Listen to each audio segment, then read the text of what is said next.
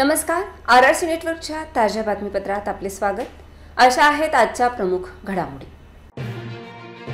Headlines प्रस्तुत करता Markus the readymade multibrand showroom. सर्वोत्तम quality, fresh stock, latest designs, reasonable rate.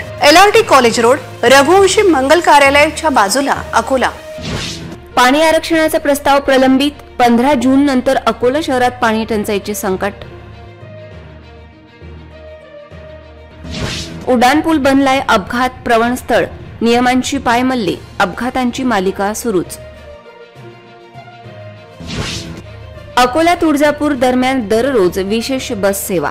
कुलस्वामींनी तुळजाभवानीचे होणार दर्शन. तामशी पिंपळगाव परिसरात बिबट्याचे दर्शन. शेतकरी भयभीत, तरीही वन विभागाचे दुर्लक्ष. अकोला शहरात चोरीच्या घटनांमध्ये वाढ. पोलिसांचा वचक नसल्याने चोरट्यांची हिंमत वाढली. आता सविस्तर बातम्या.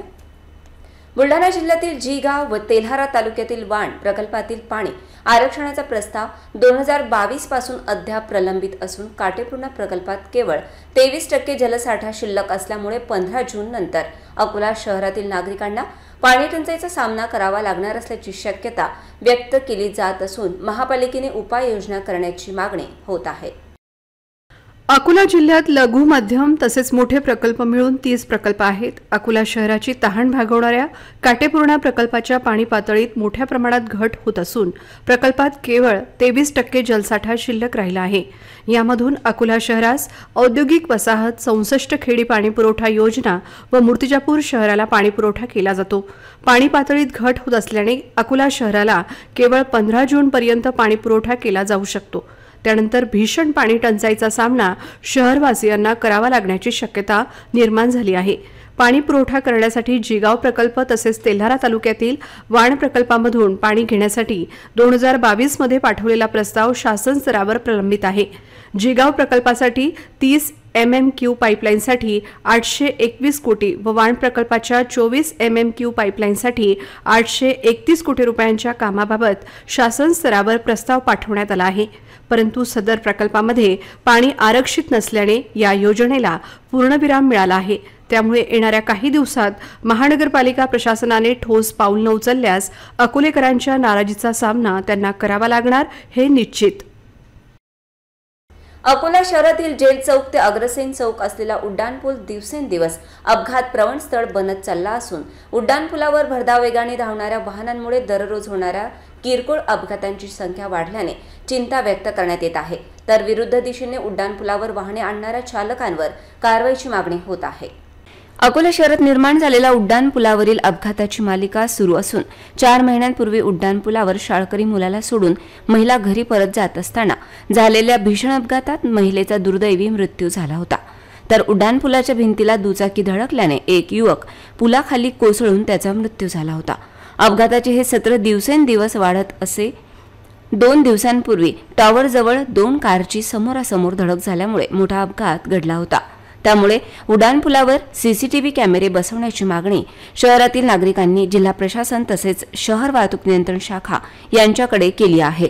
परंतु अद्याप याबाबत कोणतीही उपाययोजना न झाल्याने नागरिकांमधून तीव्र नाराजी व्यक्त होत आहे. अनेक वर्षांनंतर अकोल्यात उड्डाणपूल झाल्यामुळे टॉवर परिसरात सेल्फी काढणाऱ्यांची गर्दी वाढत असल्यामुळे अपघाताची शक्यता बळावली आहे. तर नियमांची पायमल्ली करणारे काही वाहन चालक नो एंट्री असतानाही उड्डाणपुलावर विरुद्ध दिशेने वाहने घेऊन जात असल्यामुळे अपघात होण्याची शक्यता असून अशा वाहन चालकांवर शहर वाहतूक शाखेने कारवाई करण्याची मागणी जोर धरत आहे. महाराष्ट्राची कुलस्वामिनी व लाखो भाविकांचे श्रद्धास्थान असलेल्या तुळजापूरसाठी राज्य परिवहन महामंडळाच्या अकोला आगारातून तुळजापूर दर्शनासाठी आता दररोज ST बस सेवा सुरू करण्यात आली असून शनिवारी विशेष बस सेवेचा प्रारंभ करण्यात आला. अकोला शहरातील मध्यवर्ती बस स्थानकावरून दररोज सकाळी 10 वाजता अकोला तुळजापूर विशेष बस रवाना होणार आहे. तुळजाभवानीच्या दर्शनासाठी हजारो भाविक अकोल्यातून जातात. मात्र तुळजापूरसाठी थेट ST बस नसल्याने प्रवाशांना पर्यायी मार्गाचा वापर करावा लागत होता. सदर बाब लक्षात घेता अकोला ST विभागाने आता नियमित बस सेवा सुरू केली आहे. तुळजापूर देवी दर्शन एसटी बस खामगाव, चिखली, जालना, बीड, एरमाळा, धाराशिव मार्गे तुळजापूर जाणार असून गाडीचे पूर्ण भाडे 660 रुपये तर महिला भाविकांसाठी 330 रुपये राहणार आहे, अशी माहिती अकोला मध्यवर्ती बसस्थानक प्रशासनाने दिली आहे. आगाराकडून अकोला तुळजापूर बस उपलब्ध नसल्यामुळे या आगाराकडून दिनांक 4/5/2024 रोजीपासून अकोला ते तुळजापूर वेळ सकाळी 10 वाजता व परतीला 7 वाजता सुरू करण्यात आलेली आहे. कृपया प्रवाशांनी या सेवेचा लाभ घ्यावा असे मी आवाहन करतो. बाळापूर तालुक्यातील पिंपळगाव शेत शिवारात काल रात्री बिबट्याने अचानक हल्ला करीत 10 ते 15 शेळ्यांची शिकार केली आहे. गेल्या अनेक दिवसांपासून या भागात बिबट्या सातत्याने शेतकऱ्यांच्या पशुधनाची शिकार करीत असल्याने शेतकरी वर्ग चिंतेत सापडलाय. बहुतांश शेतकऱ्यांनी आपल्या शेतीची कामे बंद केली. बिबट्याचा बंदोबस्त वन विभागाने करावा अशी मागणी होत आहे. अकोला जिल्ह्यातील बाळापूर तालुका अंतर्गत येत असलेल्या पिंपळगाव शेत शिवारात बिबट्याचे दर्शन झाल्याने या भागातील शेतकरी भयभीत झाले आहेत. वाडेगाव तेगाव रोडवरून या बिबट्याने 10 ते 15 बकऱ्यांची शिकार केल्याची प्राथमिक माहिती मिळाली आहे. या भागात बिबट्याच्या मुक्त संचारामुळे शेतात जाणाऱ्या मजुरांमध्ये भीतीचे वातावरण निर्माण झाले असून अकोला वन विभाग मात्र याकडे दुर्लक्ष करीत असल्याचा आरोप स्थानिक शेतकरी करीत आहेत. सध्या खरीप हंगामासाठी या भागातील शेतकरी शेतीच्या मशागतीचे काम करीत असून भर दिवसा सुद्धा शेतकऱ्यांना बिबट्याचे दर्शन होत असल्याने शेतकऱ्यांनी शेतीच्या मशागतीकडे पाठ फिरविली आहे. या भागातील शेतकरी कांदा, उन्हाळी ज्वारी, निंबू पीक काढणी करतोय. पण आज सकाळी सुद्धा या भागातील शेतकऱ्यांना बिबट्या दिसल्याने त्यांनी शेतातून पळ काढला. स्थानिक नागरिकांनी अकोला वन विभागाकडे सदर बिबट्याचा बंदोबस्त करावा अशी मागणी केली आहे. परंतु वन विभाग या बाबतीत गंभीर नसल्याचा आरोप केला जात आहे. मी अक्षय रवींद्र मानकर, राहणार पिंपळगाव, तालुका बाळापूर, जिल्हा अकोला येथील रहिवासी असून काल आम्ही शेतात रखवालीसाठी गेलो असता रात्री 5 मे 2024 रोजी रात्री 11:30 वाजता सुमारास गावालगतच मायरूट या शेतात गजानन पातोळे यांच्या शेतात आम्हाला बिबट्या दिसला व आम्ही त्याचे काही व्हिडिओ काढले. आम्ही त्यामुळे भयभीत झालो व शेतकऱ्यांमध्ये आता भीतीचे वातावरण तयार झाले आहे व पशुधनाची तो शिकार करत आहे. त्यामुळे त्यांना आता बिबट्याने दहशत माजवली आहे. त्यामुळे वन विभागाने याचा बंदोबस्त करावा ही विनंती. अकोला शहरातील खदान हद्दीतील चोरीच्या घटना थांबण्याची चिन्हे दिसत नाहीत. लाखो रुपयांच्या चोरीचे गूढ उकलल्यानंतरही आणखी एक चोरीची घटना उघडकीस आली आहे. यावेळी पहाटे 3च्या दरम्यान जिल्हा परिषद कॉलनीत एक कार चोरीला गेली असून चोरी सीसीटीव्ही कॅमेऱ्यात कैद झाली आहे. जिल्हा परिषद कॉलनीत राहणारी दीपक बोपटे यांची कार क्रमांक MH30 AA 4562 ही त्यांच्या घरासमोर उभी होती. सकाळच्या सुमारास बोपटे घराबाहेर आले असता त्यांना त्यांची गाडी दिसली नाही. त्यांनी आजूबाजूला पाहिले मात्र गाडी सापडली नाही. घराबाहेर लावलेल्या सीसीटीव्ही कॅमेऱ्याच्या फुटेजमध्ये तपासले असता अज्ञात व्यक्तीने त्यांची कार चोरल्याचे स्पष्ट दिसून आले. चोरट्याने आधी कारचा दरवाजा उघडला आणि नंतर धक्का देऊन गाडी सुरू केली. दीपक बोपटे यांनी खदान पोलीस ठाण्यात फिर्याद दिली आहे. पोलीस या प्रकरणाचा तपास करत असून सीसीटीव्ही फुटेजच्या आधारे आरोपींचा शोध घेत आहेत. अलीकडेच शहरात चोरीच्या अनेक घटना घडल्या आहेत. या घटनांना आळा घालण्यासाठी पोलीस कडक कारवाई करीत असले तरी चोरट्यांची हिंमत बळावली आहे. या घटनेमुळे शहरातील कायदा व सुव्यवस्थेवर प्रश्नचिन्ह निर्माण झाले आहे. या घटना रोखण्यासाठी पोलिसांनी ठोस पावले उचलावीत अशी मागणी नागरिकांकडून होत आहे. रागाच्या भरात जावयाने सासूचा खून करीत अपघाती मृत्यू असल्याचे दर्शवण्यासाठी मृतदेह अकोट तालुक्यातील रामापूर येथील विहिरीत फेकून देत घटनास्थळावरून पळ काढला. मात्र अकोट ग्रामीण पोलिसांनी हा बनाव उघडकीस आणला असून वैद्यकीय अहवालात आरोपीचे बिंगा फुटले आहे. या प्रकरणी पोलिसांनी आरोपी अर्जुन कासदेकरला अटक केली आहे.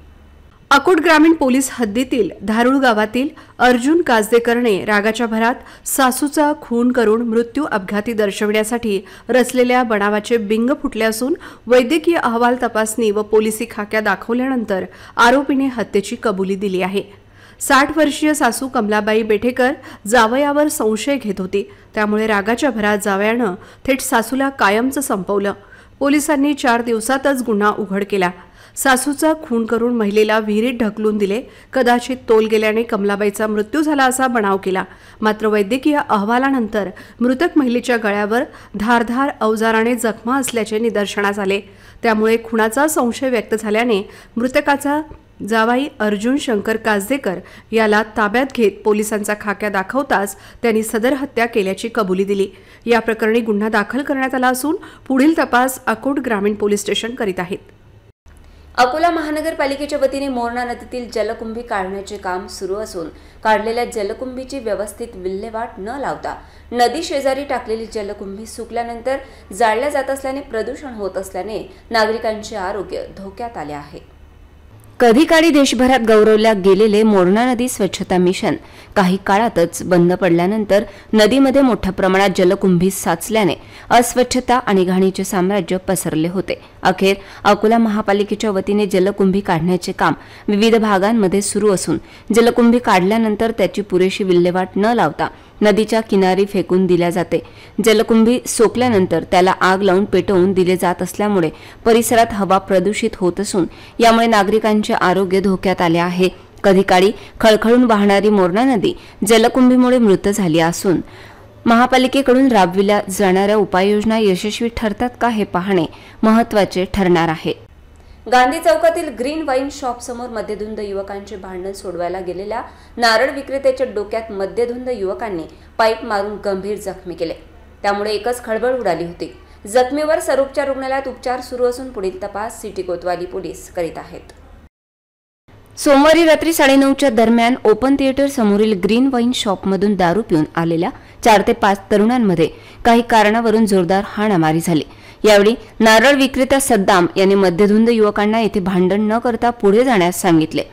मद्यधुंद युवकाने नारळ विक्रेता सद्दामवर पाईपने हल्ला केला.